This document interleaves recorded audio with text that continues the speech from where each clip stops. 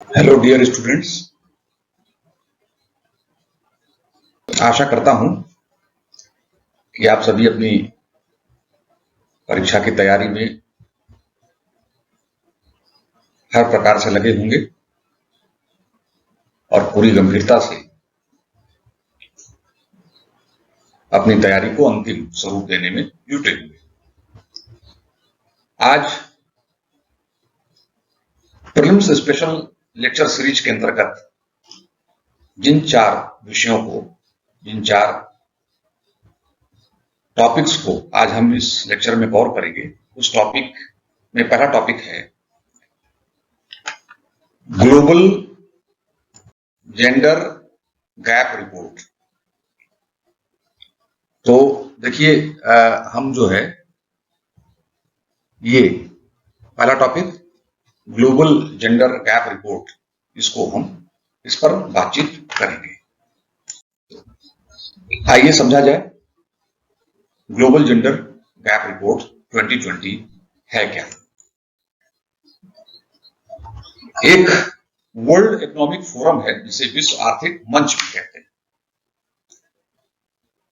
इसने अभी कुछ माह पूर्व एक रिपोर्ट जारी की जिसे वैश्विक लैंगिक अंतराल रिपोर्ट कहते हैं, ग्लोबल जेंडर गैप रिपोर्ट कहते हैं। लेकिन ये रिपोर्ट है क्या, इस बात को मैं बताने से पहले आपको बड़े ही ब्रीफली ये बता दूं कि विश्व आर्थिक मंच क्या है। बेसिकली विश्व आर्थिक मंच एक ऐसा फोरम है, एक ऐसा इंस्टीट्यूशन है जिसकी जो स्टैब्लिश किया गया, जो स्थापित किया गया एक नॉन प्रॉफिटेबल इंस्टीट्यूशन के रूप में, गैर लाभकारी संस्था के रूप में 1971 में 1971 में, और इसका जो हेड ऑफिस है वो स्विट्जरलैंड के जेनेवा में सिचुएटेड है, स्थित है। तो पहली बात। दूसरी बात कि इस इंस्टीट्यूशन का जो काम है वह है कि जो पब्लिक प्राइवेट कोऑपरेशन है, सार्वजनिक निजी सहयोग पर आधारित, इसकी मूल भावना ही यही है कि पब्लिक और प्राइवेट कोऑपरेशन। तो ये एक इंटरनेशनल ऑर्गेनाइजेशन है और यह एक ऐसा प्लेटफॉर्म भी है, एक ऐसा मंच भी है जो वैश्विक, क्षेत्रीय या जितने भी इंडस्ट्रियल औद्योगिक एजेंडे होते हैं उनको शेपअप करना, उनको आकार प्रदान करना। और आकार प्रदान करने के लिए क्या जरूरत होगी? राजनीति, व्यवसाय, आर्थिक या सामाजिक क्षेत्र के अग्रणी व्यक्तियों को उसमें जोड़ना। क्योंकि जाहिर सी बात है, शेप प्रदान करना है तो अलग अलग सेगमेंट्स के लोगों की आवश्यकता पड़ेगी। तो ये मंच उन तमाम अलग अलग क्षेत्रों के लोगों को जोड़ने का, उनको आगे लाने का, उनको एक साथ कलेक्टिवली एक प्लेटफॉर्म पर लाने का काम करता है। तो ये तो हो गई वर्ल्ड इकोनॉमिक फोरम। उसके बाद पहला जो रिपोर्ट प्रकाशित हुआ, ध्यान दीजिए, ये पूछा जाता है, वो था कि पहली रिपोर्ट 2006 में प्रकाशित हुई। सर्वप्रथम इसका प्रकाशन 2006 में किया गया था। तो इस तरह की रिपोर्ट्स इस फोरम के द्वारा 2006 में इंट्रोड्यूस की गई। दूसरी चीज, इसका बेंचमार्क क्या है और ये किन क्राइटेरिया, किन मापदंड पर काम करती है, इसको समझा जाए, क्योंकि इस पर सवाल बन सकते हैं। तो देखिए, 153 देश इसमें शामिल है, ठीक है। और ये चार इसके प्रमुख आयाम हैं। पहला है आर्थिक सहभागिता और अवसर, दूसरा है शैक्षणिक उपलब्धि, एजुकेशनल अटेनमेंट, ये आप देख रहे होंगे स्लाइड में। पहला इकोनॉमिक पार्टिसिपेशन, दूसरा एजुकेशनल अटेनमेंट, शैक्षणिक उपलब्धि, तीसरा स्वास्थ्य और उत्तरजीविता, और चौथा है राजनीतिक सशक्तिकरण, पॉलिटिकल एम्पावरमेंट। तो ये चार पैरामीटर्स हैं, ये चार डायमेंशंस हैं जो 153 देशों के लिए, 153 कंट्रीज के लिए बेंचमार्क का काम करते हैं, ठीक है। और इन्हीं चारों क्राइटेरियाज पर इन कंट्रीज को रैंक किया जाता है, रैंकिंग उसकी की जाती है। तो ये एक बड़ा महत्वपूर्ण है कि आपको ये डायमेंशंस मालूम होना चाहिए। कभी कभी क्या होता है कि एमसीक्यूज में 3 डायमेंशन दे देगा, एक कौन सा मिसिंग है, इस तरह के सवाल आ सकते हैं। तो आपको ये डायमेंशंस ध्यान में रखना होगा। इसके बाद जो ये 2020 की रिपोर्ट आई, तो इसने, इस रिपोर्ट में जो सबसे एक इंपॉर्टेंट चीज दृष्टिगत होती है वो है कि जो भविष्यगामी व्यवसाय हैं उनमें लैंगिक अंतराल से संबंधित संभावनाओं का भी परीक्षण और उसका विश्लेषण किया गया है कि जो भविष्य में जो फ्यूचरिस्टिक जो बिजनेसेस हैं उनमें जो जेंडर गैप है और उनमें क्या प्रोबेबिलिटीज हैं कमिंग फ्यूचर्स को लेकर, तो उसका भी एक एनालिसिस, उसका भी एक परीक्षण किया गया है। ठीक है, ये एक बड़ा महत्वपूर्ण है। तीसरा कि इंडिया की रैंकिंग क्या है, इंडिया स्लिप्ड, ये बड़ा इंपॉर्टेंट चीज है, इसको ध्यान में आप रखिएगा कि India slipped 4 places to 112 rank, ये एक इंपॉर्टेंट चीज है। गेन नहीं किया है, स्लिप कर गया, यानी कि हम 4 पायदान नीचे आ गए और स्कोर रहा है 66.8%। ठीक है ना, इसके मतलब हम पिछले साल की तुलना में 4 स्थान नीचे खिसक गए।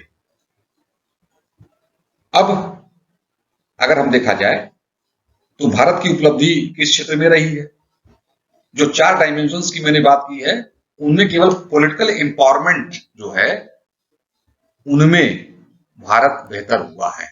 यानी कि इसका मतलब ये हुआ कि एजुकेशनल अटेनमेंट, हेल्थ सर्वाइवल और इकोनॉमिक पार्टिसिपेशन और अपॉर्चुनिटी, ये 3 ऐसे डायमेंशंस हैं, आर्थिक सहभागिता और अवसर, शैक्षणिक उपलब्धि और स्वास्थ्य उत्तरजीविता, ये जो है इनमें हम बेहतर नहीं कर पाए। अभी मैं आगे इसके रैंकिंग की भी बात करूंगा, लेकिन आइए भारत के प्रदर्शन पर ध्यान देते हुए ये जानने का प्रयास किया जाए कि भारत का प्रदर्शन और कैसा रहा है समग्र रूप से। तो ये तो क्लियर हो गया कि भारत में जो राजनीतिक एम्पावरमेंट है, सशक्तिकरण है, उसमें सुधार हुआ है, लेकिन बाकी जो तीनों पैरामीटर्स हैं उसमें मामला गड़बड़ है, यानी कि उसमें पिछड़ गए। और 153 देशों में भारत एकमात्र एक ऐसा देश है जहां पर राजनीतिक लैंगिक अंतराल की तुलना में आर्थिक मामलों में लैंगिक अंतराल अधिक है। इसका मतलब ये हुआ, मैं यहां पर आपको चीज बताना चाहता हूं कि देखिए सब इंडेक्स जो मैं कह रहा हूं उसके लिए आप सब इंडेक्स पर फोकस करिए। पॉलिटिकल एम्पावरमेंट पर 18 पोजीशन पर है, ठीक है, लेकिन आर्थिक सहभागिता और उपलब्धि में हम किस नंबर पर हैं, 149 पर है। उससे बुरी स्थिति हेल्थ एंड सर्वाइवल पर है, 150 पर है, यानी कि 3 स्थान और खिसक जाते तो 153 में हम 153rd पोजीशन पर आ जाते। और एजुकेशनल अटेनमेंट में भी बहुत ही दयनीय स्थिति है, 112। ठीक है, जबकि आपको मालूम है कि भारत सरकार का यह सपना है कि हम हमारे हायर एजुकेशन का लेवल इतना बढ़िया हो कि हम टॉप 100 यूनिवर्सिटीज में हमारी यूनिवर्सिटीज आए, बट यहाँ की जो दशा है वो कुछ और कह रही है। ये रिपोर्ट जो है, जो यथार्थ है, उसको कुछ दूसरे तरीके से बयां कर रही है और आंकड़ों के साथ। तो ये एक थोड़ा सा महत्वपूर्ण तथ्य यहां पर दृष्टिगत होता है। अगर हम हेल्थ और सर्वाइवल की बात करें तो उसमें लैगिंग बहुत है, मेल फीमेल के बीच जो जेंडर लैगिंग है, अंतराल है, वो बहुत है, गैप बहुत है। क्यों? क्योंकि मुख्य रूप से जन्म के समय जो असामान्य रूप से निम्न लैंगिक अनुपात है कि 100 बॉयज पर, बालकों पर 91 गर्ल्स हैं, है ना, फीमेल्स हैं। उसके बाद एक तो ये कारण हो गया कि 100/91 का जो रेशियो है 100/91, तो ये तो हो गया बॉयज और ये हो गया गर्ल्स। ठीक है, ये हो गया गर्ल्स, तो ये गर्ल्स हो गया और ये बॉयज हो गया। तो ये आप देखिए बॉयज में 100 है और ये 91 है, तो ये एक रेशियो आपको ध्यान में रखना पड़ेगा, ये अंतराल रहे। दूसरा ये कि महिलाओं के विरुद्ध जो वायलेंस है, डोमेस्टिक वायलेंस है या पब्लिक कोर पर, पब्लिक प्लेटफॉर्म पर जो उनके खिलाफ हिंसा है, वो भी एक बहुत बड़ा कारण है। महिलाओं की इच्छा के विरुद्ध विवाह, यानी जबरदस्ती उनका विवाह कराना, और महिलाओं को जो स्तरीय स्वास्थ्य सुविधाएं हैं उससे वंचित रखना, उसमें भेदभाव करना, यानी कि बहुत सारे परिवारों में आज भी दृष्टिगत होता है कि बॉयज प्रिविलेज हैं, उनको हर सुविधाएं, चाहे वो शैक्षणिक क्षेत्र की हो चाहे स्वास्थ्य सेवाओं की हैं, उनको अधिक प्रिविलेज मिलता है। घर में लड़का है इसलिए उसको पहले प्राथमिकता मिलती है, लड़की है इसलिए उसको द्वितीय या उसको गौड़ श्रेणी में रखा जाता है। तो उससे भी वो जो जेंडर गैप है वो अधिक विस्तृत होता चला जाए। अब उसके बाद एजुकेशन में थोड़ा सा बेहतर है पहले की तुलना में। क्यों? क्योंकि भारत में जो प्राइमरी एजुकेशन है उससे हायर एजुकेशन लेवल तक, है ना। तो उसमें जो रिपोर्ट्स हमारे पास आ रही हैं, भारत सरकार की भी रिपोर्ट्स अगर आप देखिए, तो जो स्कूल एजुकेशन है उनमें girls participation, enrolments of the girls और गर्ल्स पार्टिसिपेशन का ratio day by day, year by year, boys की तुलना में, बालकों की तुलना में वो बेहतर हो रहा है, निरंतर उसमें वृद्धि हो रही है। हाँ, ये चीज जरूर है कि 82% पुरुष की तुलना में अगर हम देखें तो साक्षरता महिलाओं में केवल 66% है। ये लैगिंग है, ये अंतराल है।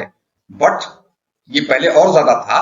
अब चूंकि स्थितियां निरंतर बेहतर हो रही हैं, तो ये जो गैप है वो आने वाले, मुझे लगता है 2 से 3 दशकों में वो करीब करीब न के बराबर हो जाएगा, जिस हिसाब से भारत सरकार प्रयास कर रही है। तो ये एक चीज हो गई कि 66% of the women are literate compare to the, ये आपको ध्यान में रखना है, ठीक है। अब इंडिया रैंकिंग कुल मिलाकर जो बात स्पष्ट होती है वो ये है कि राजनीतिक सशक्तिकरण में इंडिया की रैंकिंग 18 है, एजुकेशनल अटेनमेंट में 112 है, शैक्षणिक उपलब्धि में, स्वास्थ्य और उत्तरजीविता में 150 है, मतलब सब 153 है, यानी टोटल 153 देश हैं, 153 कंट्रीज हैं, उनमें यह है। और आर्थिक सहभागिता और अवसर में 149 है, यानी 149/153, 153 देशों में हमारी स्थिति 149 है। तो ये ओवरऑल एक सिनेरियो है जिस पर सवाल बन सकता है। तो आप देखिए, जो सवाल इस पर बनेगा उस पर रैंकिंग या चारों जो पैरामीटर्स हैं उनमें कौन सी रैंकिंग है, या वो क्रम दे देगा कि सबसे बेहतर किसमें है। पॉलिटिकल एम्पावरमेंट सबसे बेहतर है, वो ऊपर हो जाएगा। उसके बाद एजुकेशनल अटेनमेंट, शैक्षणिक उपलब्धि नंबर 2 पर है, आर्थिक सहभागिता नंबर 3 पर है, और स्वास्थ्य नंबर 4 पर है। तो ये क्रम, तो मल्टीपल चॉइस क्वेश्चन में डिपेंड करता है कि पेपर सेटर के दिमाग में क्या फॉर्मेट आ जाए और इसी इंफॉर्मेशन पर किस तरीके के सवाल बना सके। तो इंफॉर्मेशन आपके दिमाग में होनी चाहिए, क्लियरिटी होनी चाहिए, फिर कहीं कोई समस्या नहीं आएगी। तो आइए अब बढ़ते हैं अगले टॉपिक पर, एडॉप्शन इन इंडिया। तो भारत में दत्तक ग्रहण क्या है? एक्चुअली केंद्रीय दत्तक ग्रहण संसाधन प्राधिकरण, सेंट्रल एडॉप्शन रिसोर्स अथॉरिटी है, कारा कहते हैं, आप देख रहे होंगे। ये इसने रिपोर्ट किया 246 cases of disruption and 10 cases of dissolution of in adoption over the period of the last 5 years. ठीक है, यानी कि इसने विगत 5 वर्षों में दत्तक ग्रहण से संबंधित वैधान, डिस्ट्रक्शन मतलब वैधान के 246 केसेस आए और डिसॉल्यूशन यानी समापन के 10 मामले आए। बट ये मामले आए, इस पर मैं विस्तार से जाऊं उसके पहले समझा जाए कि कॉन्सेप्चुअली भारत में दत्तक ग्रहण का प्रोसेस क्या है, पूरा फॉर्मेट क्या है, उसका प्रारूप क्या है, और ये प्रक्रिया कानूनन भी किस तरीके से एग्जिस्ट करती है, और हम किसके कन्वेंशन का जो है कि अभी वो रेक्टिफाई करते हैं, उसका अनुपालन सुनिश्चित करते हैं। एक्चुअली भारत में जो दत्तक ग्रहण है उसका अर्थ होता है कि एक व्यक्ति या दंपति से दूसरे व्यक्ति या दंपति को समस्त गार्जियनशिप राइट्स का स्थायी लीगली ट्रांसफर होना।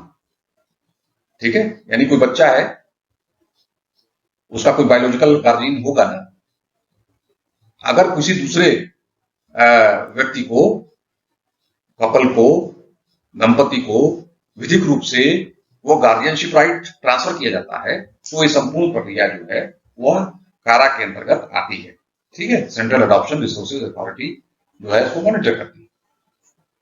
तो अब आप देखिए, इसके लिए एक नियम भी बना, इसके लिए एक अधिनियम भी बना हुआ है, इसकी मैं चर्चा भी करूंगा। तो पहली बात तो ये हो गई। दूसरी चीज कि दत्तक माता पिता के जो अधिकार होते हैं, ठीक है, यानी कि जिसने बच्चे को ग्रहण किया है, अडॉप्ट किया है, उसकी जो रिस्पॉन्सिबिलिटीज होती है, जिम्मेदारियां होती हैं, वो बायोलॉजिकल यानी जिन माता पिता ने बच्चे को बायोलॉजिकली जन्म दिया है, यानी जिनके गर्भ से उस बच्चे ने जन्म लिया है, तो वो माता पिता, उनके जो दायित्व होते हैं वही सेम दायित्व सामाजिक माता पिता के होते हैं जो इन्होंने उस बच्चे को अडॉप्ट किया है।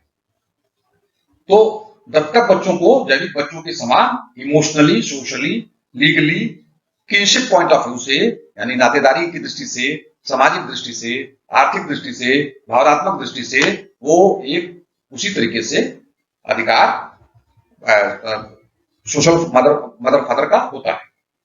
उसके बाद एक 2015 में एक अधिनियम आया, किशोर न्याय बालकों की देखरेख एवं संरक्षण अधिनियम 2015, और उसके बाद आया किशोर न्याय बालकों की देखरेख और संरक्षण आदर्श नियम 2016 के अंतर्गत महिला एवं बाल विकास मंत्रालय द्वारा एक नोटिफाई किया गया, क्या, दत्तक ग्रहण अधिनियम 2017, वही भारत में दत्तक ग्रहण प्रक्रिया को शासित करता है। यानी कि जो दत्तक ग्रहण की प्रक्रिया है वो महिला एवं बाल विकास मंत्रालय के द्वारा जो नोटिफाई एक विनियम है, दत्तक ग्रहण विनियम उसको कहते हैं 2017, उसके द्वारा वो गवर्न होता है।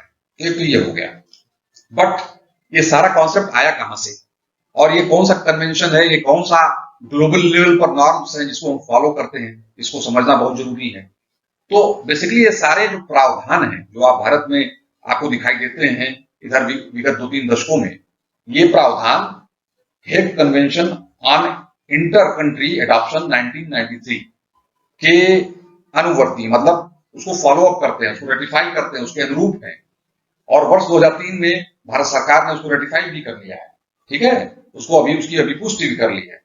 बट अब यहां पर एक शब्द आया है, Hague convention on inter country adoption 1993। तो अब ये समझा जाए कि हेग एडॉप्शन कन्वेंशन है क्या। एक्चुअली 1993 का जो हेग कन्वेंशन है वो बाल संरक्षण और अंतरदेशीय, यानी दो देशों के बीच दत्तक ग्रहण के संबंध में एक सहयोग आधारित जो है कार्यक्रम है, एक स्ट्रेटजी है। और बेसिकली वो बच्चों और उनके परिवारों को विदेशों में जो भी इलीगल है, अवैध है, अनस्टेबल है या समय पूर्व है, अस्थायी है या बिना तैयारी के जो दत्तक ग्रहण के जितने भी रिस्क हैं, जोखिम है, उनसे एक प्रोटेक्शन देता है, जोखिम प्रदान, उस जोखिम से संरक्षण प्रदान करता है।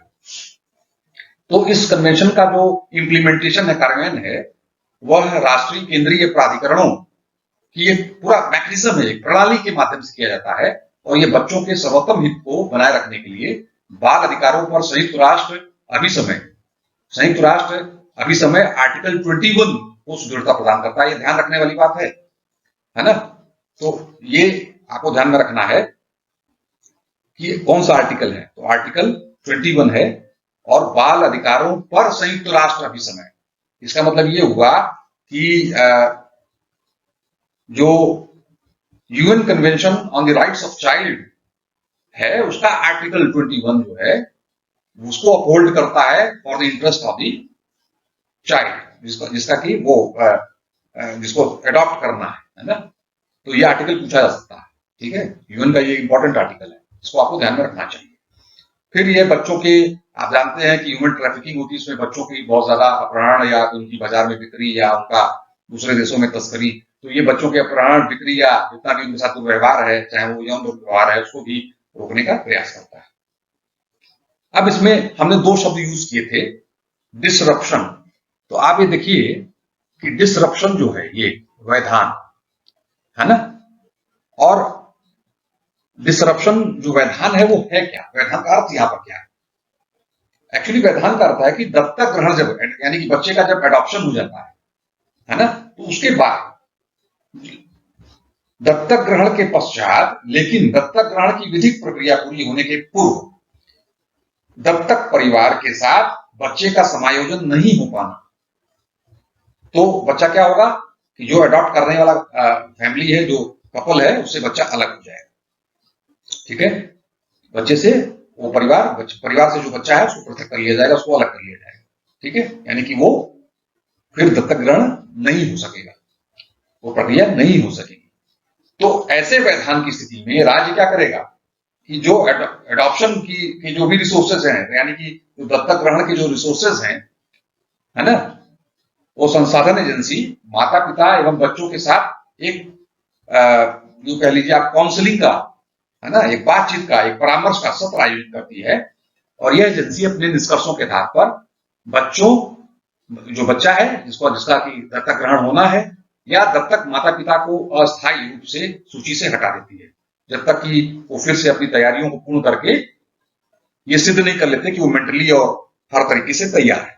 ठीक है, तो ये तो वो व्यवधान आता है ना, कि दत्तक परिवार के साथ जो है, यानी कि जो बच्चा जिस परिवार का है, बायोलॉजिकली जिस परिवार का है, उसके जो माता पिता है ना, बात उनकी नहीं हो रही है, बात उनकी हो रही है कि जो ग्रहण करेंगे, है ना, उनके साथ समायोजन नहीं हो पाना।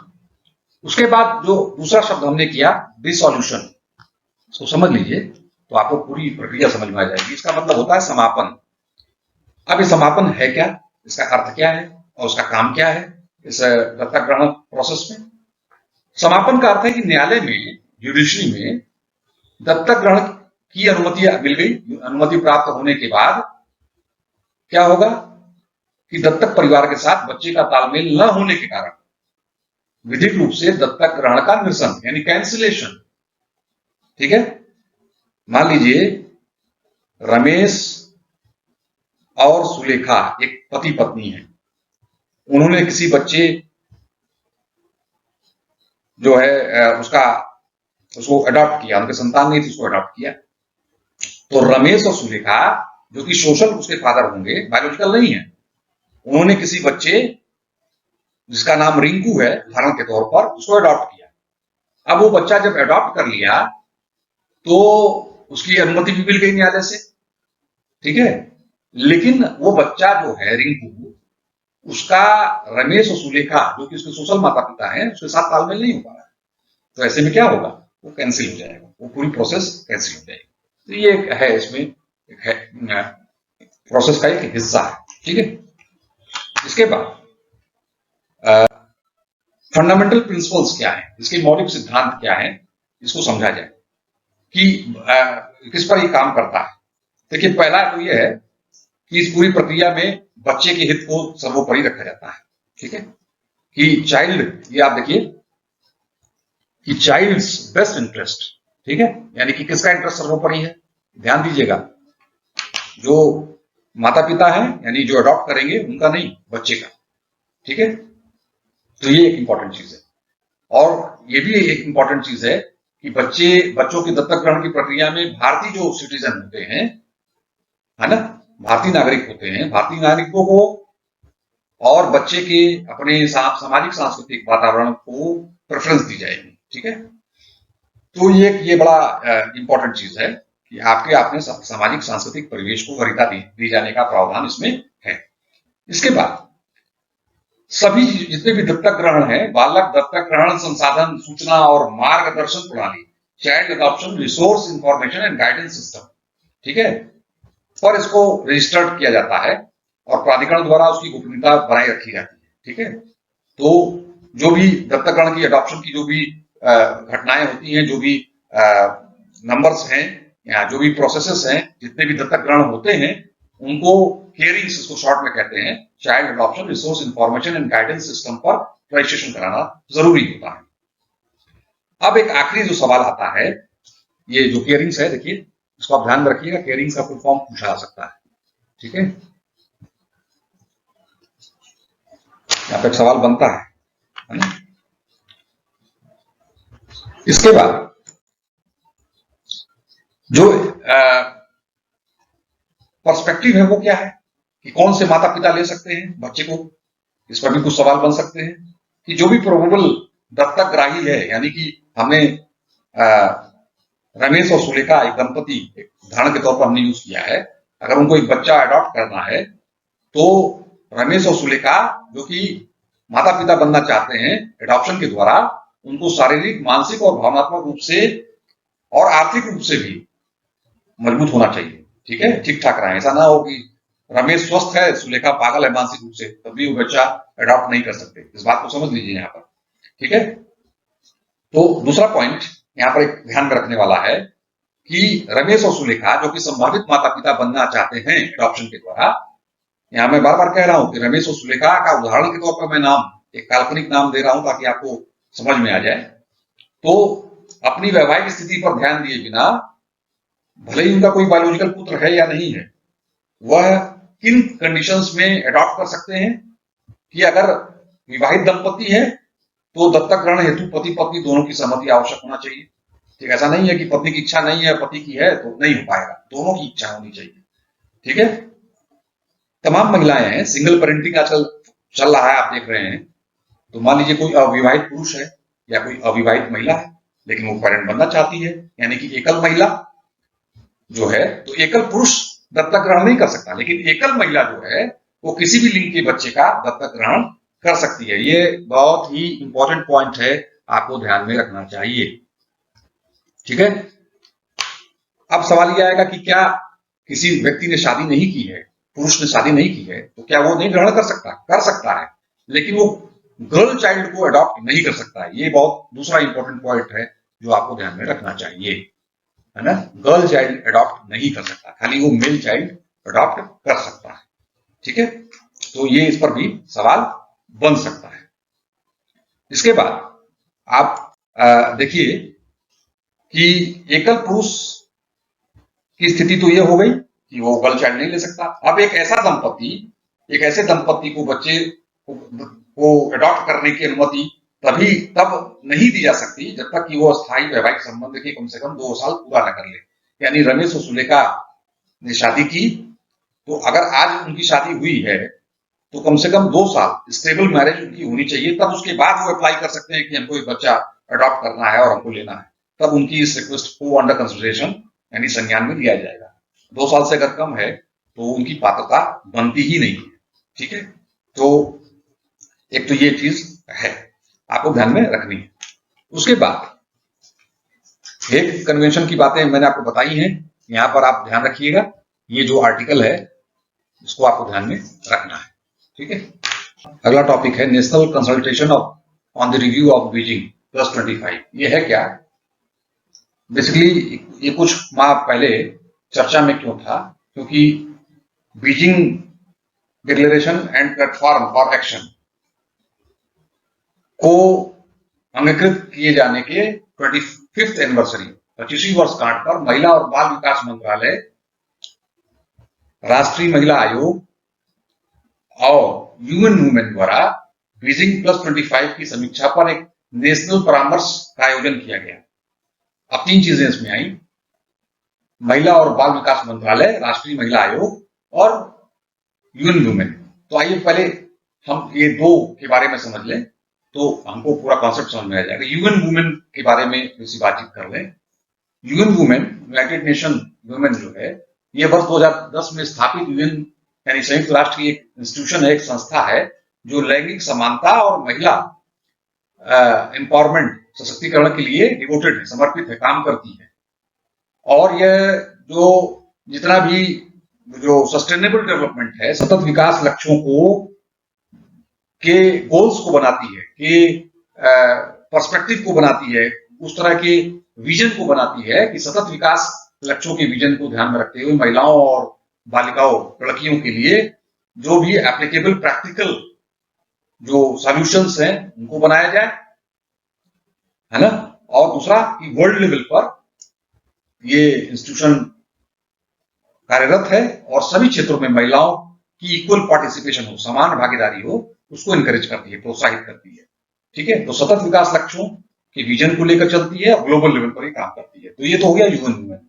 अब आइए national commission for women India में जो राष्ट्रीय महिला आयोग है, जैसा कि थोड़ा सा इसके बारे में मैं आपको इन्फॉर्मेशन दे दूं कि ये राष्ट्रीय महिला आयोग अधिनियम 1990 के तहत 1982 में एक सांविधिक निकाय है। ठीक है, सांविधिक निकाय है, पूछा जा सकता है कौन सा निकाय है, स्टैट्यूटरी बॉडी के रूप में स्टैब्लिश किया गया।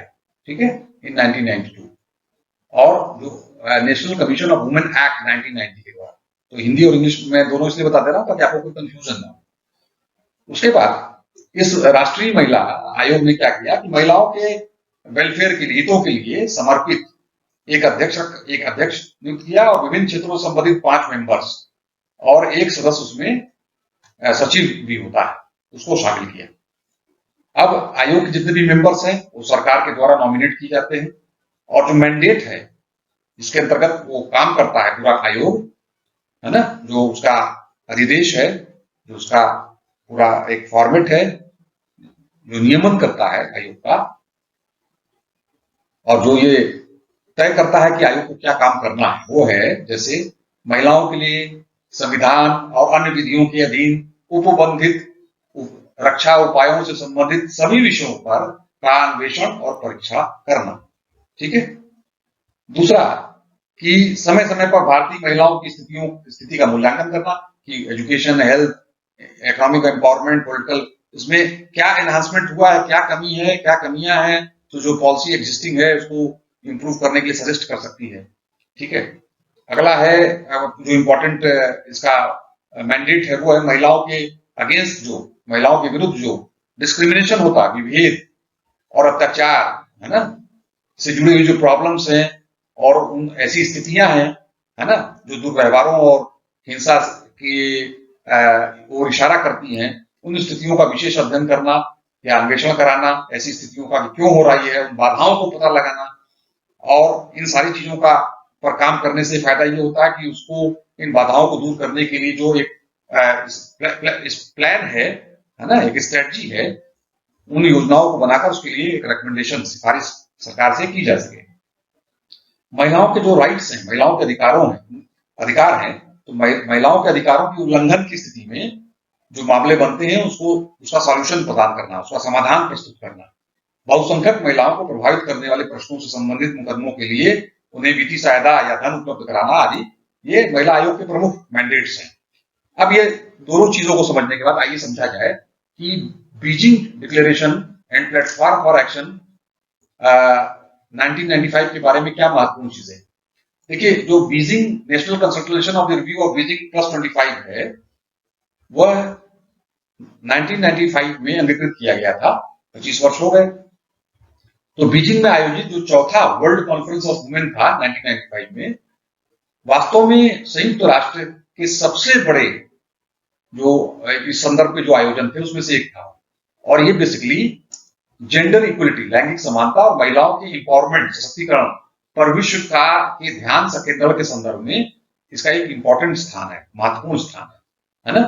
तो लैंगिक समानता और महिलाओं के एम्पावरमेंट इश्यूज को इतने बेहतरीन तरीके से आयोजित किया, पूरी दुनिया का ध्यान इसकी ओर गया। अगला है कि संयुक्त राष्ट्र द्वारा जो महिलाओं का इश्यूज है, मुद्दा है, उस पर अभी तक 4 ग्लोबल सम्मेलन हो चुके हैं।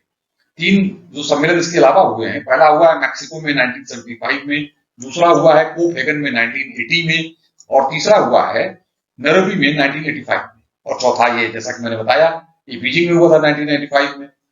इसके बाद जो ध्यान रखने वाली बात है इसके अंतर्गत कि महिलाओं की उन्नति और जो अन्य जो क्षेत्र हैं, 12 बहुत इंपॉर्टेंट क्षेत्र हैं, उनमें लैंगिक समानता कैसे प्राप्त हो, उसके लिए प्लान ऑफ स्ट्रेटजी बनाना, रणनीतिक उद्देश्यों को तय करना और उनके लिए आवश्यक कदमों, कार्रवाइयों को करने के लिए एक स्ट्रेटजी को तैयार करना। ठीक है। अब क्या है कि commission on the status of women द्वारा हर 5 साल पर, है ना, ये जितनी भी योजनाएं होती हैं या जो ये रिकमेंडेशन इनके होते हैं या जिन पर ये काम कर रहे होते हैं, उनका एक समीक्षा, एक रिव्यू, है ना, उस पर एक उसको रिव्यू किया जाता है कि कितना काम हुआ। तो एक तो इसका एक महत्वपूर्ण ये कार्य प्रणाली का एक हिस्सा है। संयुक्त राष्ट्र की आर्थिक और सामाजिक परिषद है, उसका एक कार्यात्मक आयोग तथा प्रमुख वैश्विक अंतर सरकारी निकाय है CSW। ठीक है। तो CSW जो अनन्य रूप से लैंगिक समानता और महिला शक्तिकरण को बढ़ावा देने के लिए समर्पित है। तो CSW क्या है कि बेसिकली इस पर एक functional commission of UN Economic and Social council है, वो बेसिकली जेंडर इक्वलिटी और वुमेन्स एम्पावरमेंट के प्रति डेडिकेटेड है। इसके बाद एक जो इंपॉर्टेंट चीज आपको ध्यान में रखनी चाहिए वो ये है कि ये जो national consultation of review of Beijing के द्वारा जो प्लेटफॉर्म है, ये बेसिकली लीगली एक बाइंडिंग डॉक्यूमेंट नहीं है, ये एक बाध्यकारी दस्तावेज नहीं है, बल्कि ये संयुक्त राष्ट्र संघ सरकारों और गैर सरकारी एनजीओ के लिए वो तो एक मार्गदर्शक सिद्धांत प्रस्तुत करता है कि कैसे काम करना चाहिए, कैसे बेहतरी के लिए और better implementation plan of strategy बना सकते हैं। उसके लिए ये सजेशन देता है, उनको एक दिशा देने के लिए एक सजेस्टरी बॉडी के रूप में काम करता है। पहली बार बाल विवाह, चाइल्ड मैरिज, कन्या भ्रूण हत्या, जननांग विकृति, प्रसव पूर्व लिंग चयन जैसे मुद्दों को संबोधित करते हुए बालिकाओं के विरुद्ध निरंतर भेदभाव और उनके अधिकारों के उल्लंघन जैसे विषयों को इसने अपने एजेंडे में शामिल किया और उनको उनके लिए काम करने की दिशा में इसने प्लान ऑफ स्ट्रेटजी जो है तैयार की है। तो ये देखिए आप कि ये जो पूरा मामला है बीजिंग +25 की समीक्षा पर जो राष्ट्रीय परामर्श है वो बेसिकली जेंडर इनइक्वलिटी और एम्पावरमेंट ऑफ दी वुमेन से जुड़ा हुआ एक एफर्ट है, जो एक कलेक्टिव एफर्ट है ना। इसमें जैसा कि मैंने बताया national commission for women, UN women जैसे ऑर्गेनाइजेशंस भी वो सक्रिय रूप से जुड़े हुए हैं। तो इसमें आपको जो ध्यान रखना है वो ये ध्यान रखना है persistent discrimination against and violation of the rights of the girl child। ठीक है, ये पॉइंट ऐसा है जो इनके गोल और उनके ऑब्जेक्टिव को दर्शाता है।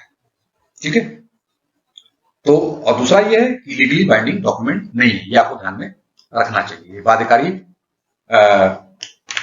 दस्तावेज, बाध्यकारी जो है दस्तावेज नहीं है, ये सजेस्ट्री एक बॉडी की तरह काम करता है, मार्गदर्शक सिद्धांत उपलब्ध कराता है एनजीओ को, गवर्नमेंट को। तो ये कुछ ध्यान रखने वाली बात है, इस पर सवाल बन सकता है।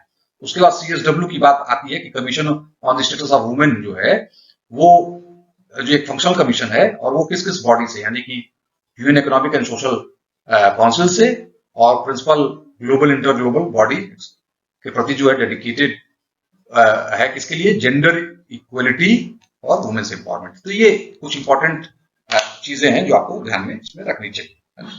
तो ये आप ध्यान में रखेंगे तो आपको इस पर जुड़े हुए सवाल जो आएंगे उसमें दिक्कत नहीं होगी। इसके बाद आप जो मैंने बात की है कि आपको जो ध्यान में रखना है नेशनल कमीशन फॉर वुमेन में कि ये किस एक्ट के द्वारा एस्टैब्लिश किया गया है ना, और इसका स्ट्रक्चर क्या है। ठीक है, इस स्ट्रक्चर को आपको ध्यान में रखना है। इंपॉर्टेंट चीज ये है, मैंडेट की बात आती है तो मैंडेट आपको ध्यान में रखना चाहिए कि बेसिकली इनकी कार्यप्रणाली क्या है, इनका ऑब्जेक्टिव क्या है और उसका दायरा क्या है। बेसिकली इनके काम करने का वो दायरा है ना, की ऑब्जेक्टिव, उस पर सवाल बन सकते हैं, तो वो आपको ध्यान में रखना है। ठीक है, इसके बाद हम अपने अगले टॉपिक की ओर बढ़े, एसडीजी जेंडर इंडेक्स। इसको कहते हैं sustainable development goal gender index. ठीक है, सतत विकास लक्ष्य जेंडर इंडेक्स। बेसिकली ये चर्चा में क्यों था, ये बेसिकली एक लैंगिक सूचकांक है, एक जेंडर इंडेक्स है और इसकी शुरुआत क्यों की गई, इसको समझा जाए।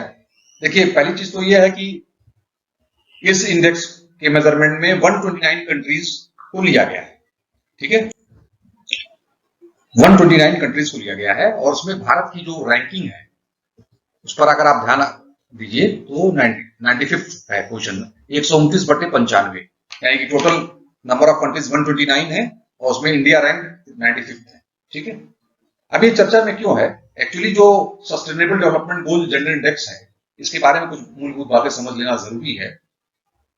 इसे इक्वल मेजर्स 2030 और उसके भागीदार संगठनों द्वारा तैयार किया गया है और यह है क्षेत्रीय और वैश्विक संगठनों का एक कलेक्टिव एफर्ट है, एक संयुक्त प्रयास है। ये जो इंडेक्स है ये 2020 में रिलीज किया गया in association with African Women Development and Communication Network, Asian Pacific Resource and Research Centre for Women and Bill and Melinda Gates Foundation, Plan International Health Coalition. अब आप ये ध्यान रखिएगा कि इस पर एक सवाल बन सकता है। इसमें जो 5 नाम है उनमें से कोई एक नाम हटा देगा और वो आपको पूछ देगा ऑप्शंस में, या उसका रिवर्स भी कर सकता है ना। इंपॉर्टेंट इसलिए कि bill and Melinda Gates foundation से जुड़ा है, तो आप इसी से समझ सकते हैं कि कितना इंपॉर्टेंट ये इंडेक्स है ना, क्योंकि बिल और मेलिंडा गेट्स फाउंडेशन के बारे में कहा जाता है कि वो उनका जो पार्टिसिपेशन होता है वो नॉर्मली जो है एक निश्चित पैरामीटर को जो फुलफिल करते हैं उन्हीं तरह के उन इंडेक्सेस से या उस तरह के जो एफर्ट्स हैं ग्लोबल लेवल के, उसमें ही उनका पार्टिसिपेशन होता है। तो आइए जरा सा ये देखा जाए कि ये संयुक्त प्रयास है क्या। तो जैसा कि मैंने आपको बताया कि African Women Development and Communication Network, Asian Pacific Resource and Research Centre for women, bill and Melinda Gates Foundation, Plan international and international women health association. तो अब इस इंडेक्स में जो 14 एसडीजीज हैं यानी सस्टेनेबल डेवलपमेंट गोल्स हैं, उसके अंतर्गत 51 जो है वो लैंगिक विशिष्ट इंडेक्स को शामिल किया गया है। ठीक है, लेकिन कुल आधिकारिक जो एसडीजीज हैं यानी कि सस्टेनेबल डेवलपमेंट गोल्स हैं, उनकी संख्या केवल 17 है। ठीक है, तो ये आपको ध्यान में रखना है कि जेंडर स्पेसिफिक जो इंडिकेटर्स हैं वो तो 51 है, 51 है, और 100 स्कोर्स इंडिकेट करता है। ठीक है, उसके बाद जो 100 स्कोर्स है, अब उसमें भारत से जुड़ा हुआ महत्वपूर्ण क्या है।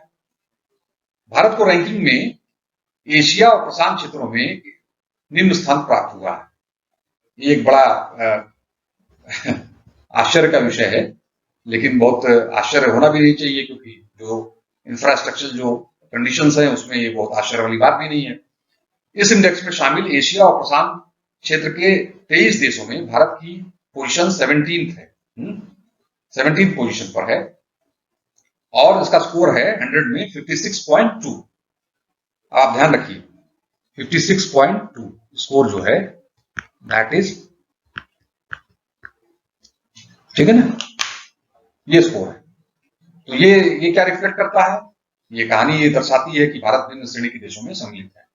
इसके बाद इस इंडेक्स में इंडिया में प्राइमरी एजुकेशन, हेल्थ, हंग्रीनेस और न्यूट्रिशन और एनर्जी जैसे जो गोल्स हैं उनके अंतर्गत उच्च अंक प्राप्त हुए हैं, यानी कि भारत पहले से बेहतर हुआ है इन 5 क्षेत्रों में। ये आपको ध्यान में रखना होगा। ठीक है, इसका मतलब ये हुआ कि प्राइमरी एजुकेशन, हेल्थ, हंगर और एनर्जी, ठीक है, ये ऐसे क्षेत्र हैं जिनमें हमने बेहतर किया है, इसमें स्कोर हमारा बेहतर हुआ है। लेकिन अगर हम पार्लियामेंट के अंदर वुमेन्स की बात करें, उनके रिप्रेजेंटेशन की बात करें, यानी संसद के अंदर महिलाओं के प्रतिनिधित्व की बात करें, या अगर हम सीटों की बात करें, उद्योग और इंफ्रास्ट्रक्चरल सिचुएशंस की बात करें, अवसंरचनात्मक स्थिति की बात करें, नवाचार और जलवायु जैसे लक्ष्यों की बात करें, तो उसमें हमारा अंक और प्रदर्शन बहुत ही नीचे, बहुत ही कम है। तो ये इंडेक्स कुल मिलाकर सतत विकास से जुड़े हुए, देखिए सतत विकास में एनर्जी भी आती है, हंगर भी आता है, हेल्थ भी आता है, एजुकेशन भी आता है, और अब तो वुमेन्स का पार्टिसिपेशन हर दृष्टि से वो सारी चीजें शामिल की गई है, क्लाइमेट है ही है। तो कुल मिलाकर ये इंडेक्स एक ग्लोबल सिनेरियो में, खासकर एशिया में भारत में जो डेवलपमेंट्स हुए हैं, हमने जिस क्षेत्रों में बेहतरी की है उसको दर्शाता है, और प्लस इसके अलावा जहां पर अभी काम करना शेष है, जिसमें अभी बेहतर करना शेष है, जिसमें अभी मेहनत करना है हमें, वो क्षेत्र भी दर्शाता है। तो कुल मिलाकर ये 4 हमने महत्वपूर्ण क्षेत्रों की बात की। फिर हम अगले पार्ट में आपके सामने आएंगे कुछ इंपॉर्टेंट सोशल इश्यूज को लेकर। मुझे पूरा विश्वास है कि ये जो इश्यूज मैंने आज डिस्कस किए हैं, अगर आपने लेक्चर को ध्यान से धैर्य से सुना है, तो इस पर कहीं भी कोई शंका नहीं है कि आपका प्रश्न गलत होगा। बस आप फैक्ट्स को दिमाग में रखिए, लेक्चर को आप रिवाइंड करके सुनिए, तो उससे रिवीजन भी हो जाएगा, और वो एक टाइम टेकिंग भी नहीं है। आप उसको एक इंटरटेनिंग मोड में, रिफ्रेशमेंट मोड में लेक्चर को सुन रहे हैं, वो आपके मेमोरी में वो जब इंफॉर्मेशन उस तरह के क्वेश्चंस बनेंगे तो रिकॉल कर जाएगा, तो एक इनोवेटिव टाइप का रिवीजन आपका हो जाएगा। और मुझे पूरा विश्वास है कि हमारी मेहनत आपके लिए सार्थक हो रही होगी, और आप हमारे अग्रवाल आईएएस के इस चैनल को सब्सक्राइब करिए, दूसरे अपने साथियों में इसका को शेयर करिए, लाइक करिए, है ना। आपका यह जो सपोर्ट है निसंदेह हमारी प्रतिबद्धता को और बढ़ाता है। तो मिलते हैं अगले पार्ट के साथ। Thank you.